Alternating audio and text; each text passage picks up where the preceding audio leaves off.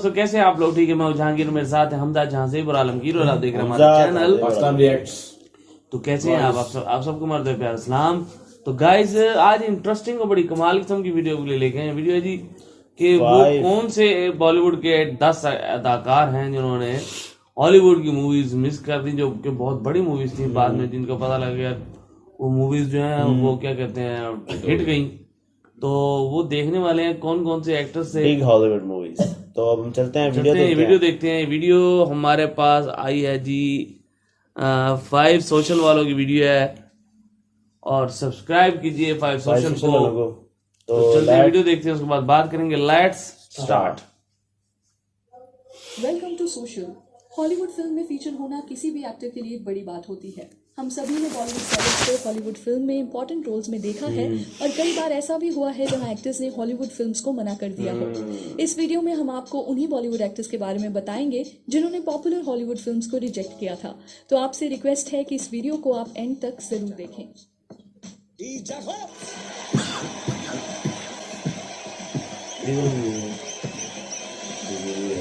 Slumdog millionaire. Number 1, Deepika Padukone, the fast and the furious 7। Deepika already अपना Hollywood debut XXX के साथ कर चुकी हैं, पर उससे पहले दीपिका को फास्ट एंड फ्यूरियस 7 में भी रोल ऑफर किया गया था। दीपिका ने फिल्म के लिए ऑडिशन भी दिया और सभी को उनका ऑडिशन पसंद भी आया था, पर एंड में कास्टिंग डायरेक्टर ने डिसाइड किया कि उनकी जगह फिल्म में एक और एक्ट्रेस को लिया जाएगा। वी बिलीव दीपिका को फिल्म में रैमजी का कैरेक्टर ऑफर किया गया होगा, जो फिल्म में एक हैकर के रोल में नजर आती हैं। I mailed it to a friend in Abu Dhabi. Deepika को फास्ट एंड फ्यूरियस में तो कास्ट नहीं किया गया, पर उनका ऑडिशन इतना अच्छा गया था कि जब XXX की कास्टिंग हो रही थी तो उस वक्त दोबारा दीपिका को फिल्म के लिए बुलाया गया और वहीं से उन्हें XXX में सेरीना के रोल के लिए फाइनलाइज किया गया। Number 2, Hrithik Roshan, pink panther 2। Hrithik के हॉलीवुड प्रोजेक्ट्स को लेकर बहुत बार न्यूज आ चुकी है, पर कभी भी कोई ऑफिशियल सोर्स उस न्यूज को वेरीफाई करने के लिए नहीं होता। ऋतिक को पिंक पैंथर 2 में रोल ऑफर किया गया था और ऋतिक खुद भी उस फिल्म का पार्ट बनना चाहते थे क्योंकि वो स्टीव मार्टिन के बहुत बड़े फैन हैं।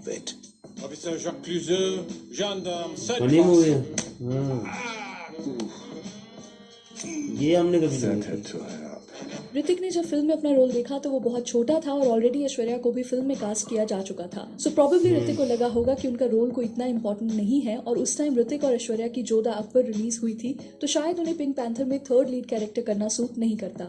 ऋतिक के फादर राकेश रोशन ने एक इंटरव्यू में बताया कि ऋतिक को एंडी गार्सिया का रोल ऑफर किया गया था, पर वो रोल कोई ज्यादा बड़ा नहीं था तो ऋतिक ने इसलिए इस फिल्म को रिजेक्ट कर दिया।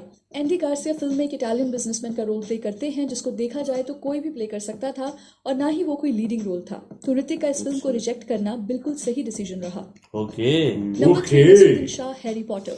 नसीरुद्दीन शाह को हमने already Sean Connery starrer League of Extraordinary Gentleman में देखा है, पर इसके अलावा भी उन्हें एक बड़ी हॉलीवुड फिल्म के लिए अप्रोच किया गया था। फिल्म का नाम हैरी पॉटर था और नसीरुद्दीन शाह को डंबलडोर का कैरेक्टर ऑफर किया गया था। रिचर्ड हैरिस, जिन्होंने ओरिजिनली डंबलडोर का कैरेक्टर प्ले किया था, उनकी डेथ की वजह से इस कैरेक्टर के लिए कई एक्टर्स का ऑडिशन लिया जा रहा था, जिसमें एक नसीरुद्दीन शाह थे। डंबलडोर का कैरेक्टर नसीरुद्दीन शाह पे परफेक्टली सूट करता है और हैरी पॉटर में एक इंडियन एक्टर को देखना हम सभी के लिए एक प्राउड मोमेंट होता, पर इस रोल को नसीरुद्दीन शाह ने रिजेक्ट कर दिया। एक इंटरव्यू में उन्होंने रिवील किया कि मेरे एजेंट ने मुझे फिल्म के लिए ऑडिशन देने को कहा और मैं उस टाइम किसी भी कैरेक्टर के लिए ऑडिशन देना नहीं चाहता था, so that's why I didn't go for the audition. Number 4, Ronit Roy, zero dark 30।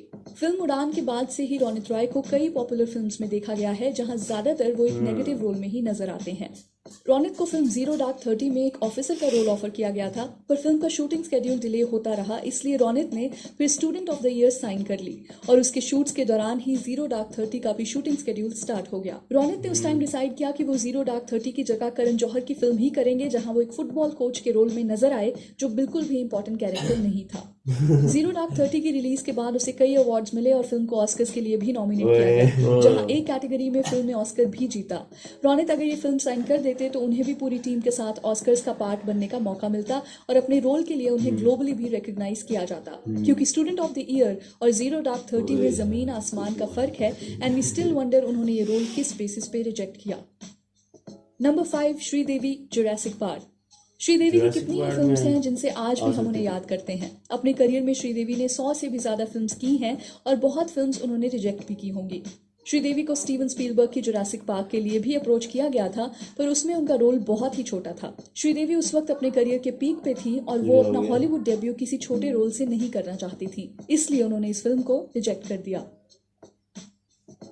Number 6, Dilip Kumar, Lawrence of Arabia. 1962 release Lawrence of Arabia को सिनेमा की बेस्ट फिल्म्स में गिना जाता है, जहां आज भी डायरेक्टर्स उस फिल्म से इंस्पिरेशन लेते हैं।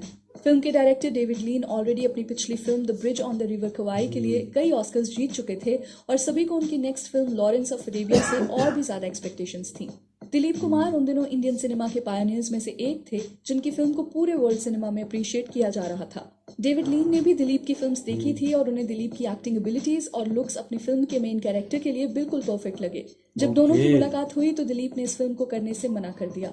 डेविड ने एक इंटरव्यू में बताया कि उन्होंने कई बार दिलीप को अपना डिसीजन रिकंसीडर करने को कहा था, पर दिलीप नहीं माने। बाद में ये रोल इजिप्शियन एक्टर ओमर शरीफ को दिया गया, जो इससे पहले फिल्म में बस एक छोटा सा कैरेक्टर प्ले करने वाले थे। इस फिल्म को करने के बाद ओमर हॉलीवुड के one of the most in demand actors बन गए और उन्हें फिर कई एक्लेम्ड फिल्म्स में देखा गया। दिलीप का लॉरेंस ऑफ अरेबिया को रिजेक्ट करने के पीछे का रीजन आज तक उन्होंने रिवील नहीं किया, पर उन्होंने ये जरूर कहा था कि ओमर ने वो कैरेक्टर मुझसे बेहतर प्ले किया है। अगर मैं उनकी जगह होता तो शायद इतनी कन्विंसिंग परफॉर्मेंस नहीं दे पाता। दिलीप को जब ये फिल्म ऑफर की गई तो उन दिनों वो गंगा जमुना के लिए शूट कर रहे थे, जो उनके करियर की बहुत ही स्पेशल फिल्म थी। दिलीप उस फिल्म में इतना इन्वेस्टेड थे कि फिल्म की डायरेक्शन और एडिटिंग में भी उन्होंने अपने आप को हमेशा अवेलेबल रखा। अब छाती में दम नहीं है भैया, मुझे किसी तरह घर ले जाओ।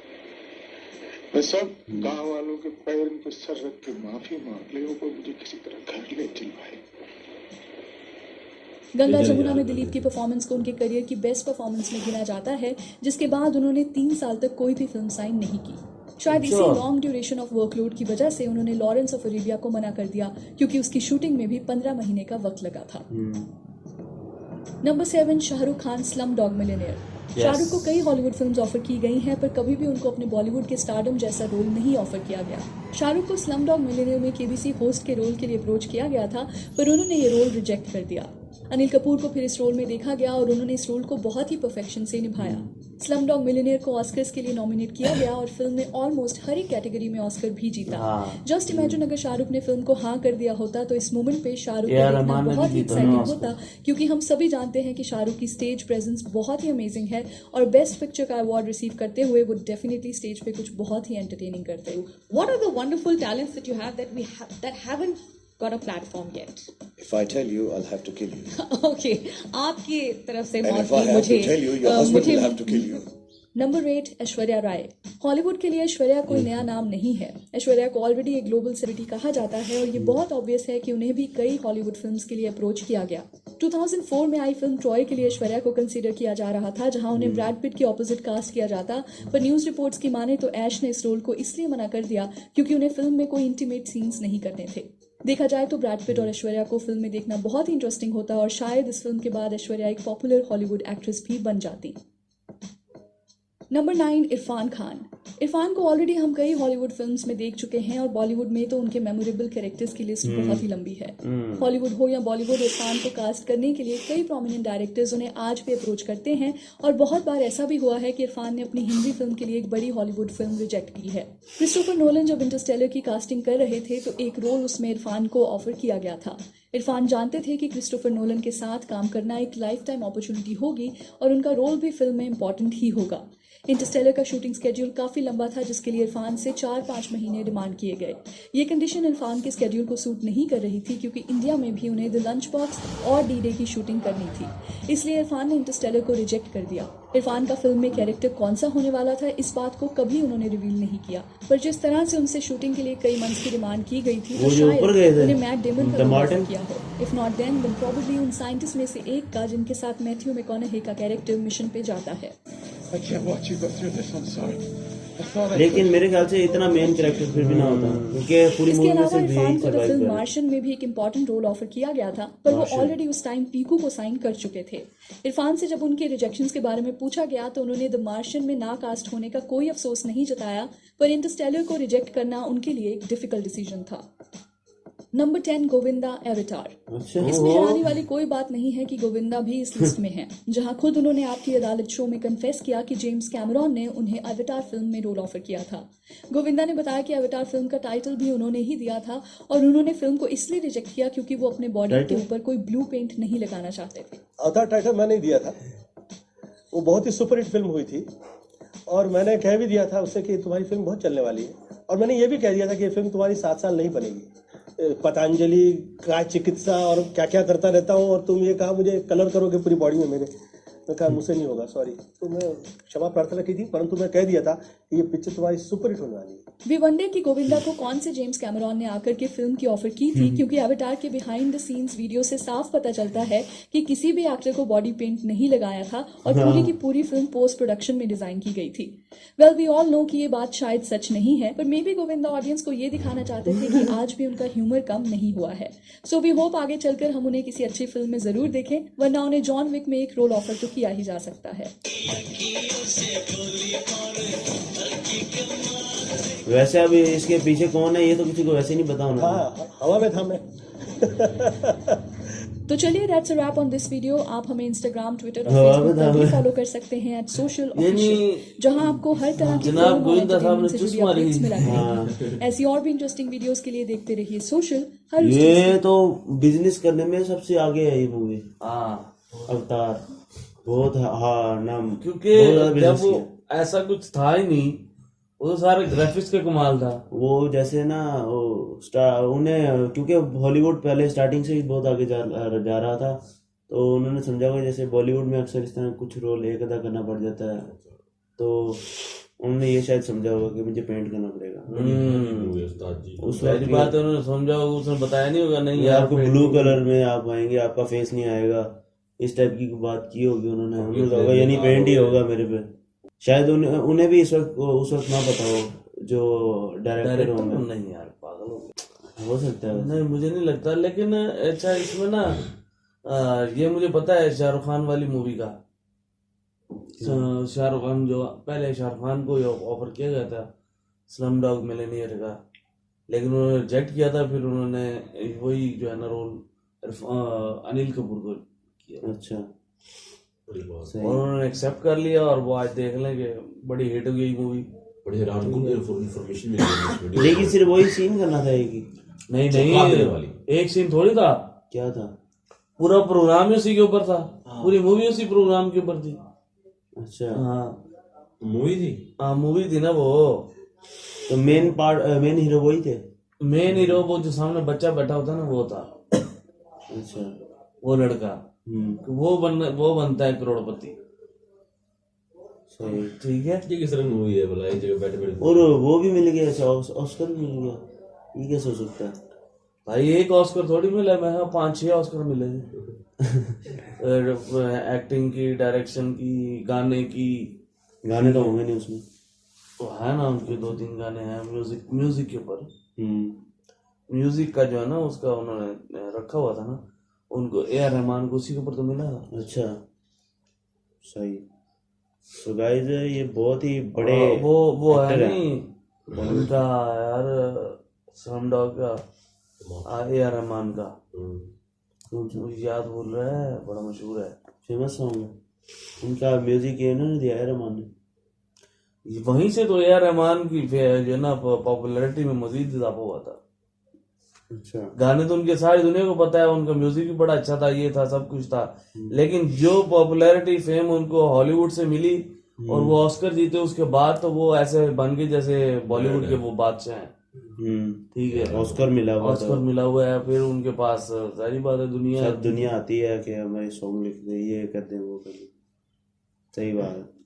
लिखने आया म्यूजिक दे, म्यूजिक दें, लिख दे, जो भी होगा भाई, जो भी होगा। और ऐश्वर्या राय ने ब्रैड पिट के साथ मूवी करने से इनकार कर दिया, यही बड़ा हैरानकुन था। मेरे ख्याल में उन्होंने भी गलती की थी। ट्राई में? हाँ नहीं दूसरी मूवी ट्राई थी, कौन सी थी? ऐश्वर्या राय ने तो ट्राई तो बहुत देखी है यार, 2-3 दफा। हाँ उसमें आज ये था। हाँ। सो गाइस आपने इनमें से कौन कौन सी मूवी देखी हुई है मुझे जरूर बताइएगा। और मेरे ख्याल में मैंने इन मूवीज में जो बताई गई है ना, तकरीबन मैंने 5 एक तो देखी होंगी। जैसे मार्शन देखी हुई है, ठीक है, और उसके बाद ट्राई देखी हुई है, ठीक है, और उसके बाद मूवी देखी हुई है। स्लम डॉग, ठीक है, और 3 हो गई। ट्रिपल एक्स वाली जो है वो देखी हुई है, फास्ट एंड फ्यूरियस देखी हुई है, मैंने वो नहीं ठीक देखी। है, जुरासिक वर्ल्ड। मेरा टेस्ट नहीं है फास्ट। जुरासिक वर्ल्ड देखी हुई है, जुरासिक लेकिन वो वर्ल्ड तो देखी उसमें तो थे ना, मैंने भी उसकी तकरीबन तो सारी इसमें देखी बात हुई ही है। नहीं हो रही। मैंने भी तकरीबन सारी देखी हुई है। अवतार मैंने नहीं देखी, बस बीच में कुछ कुछ हिस्से देखे, मुझे थोड़ी अजीब सी लगी, मैंने कहा फारक करो। अवतार मैंने थोड़ी सी देखी, आधी देखी है। अच्छी लगी। बस ठीक है। सो गाइस, ये वीडियो बहुत अच्छा था, आपको हमारा रिएक्शन हमें असल में इसकी अहमियत का अंदाजा नहीं है। हाँ बिल्कुल सही बात है। And keep watching Pakistan jets.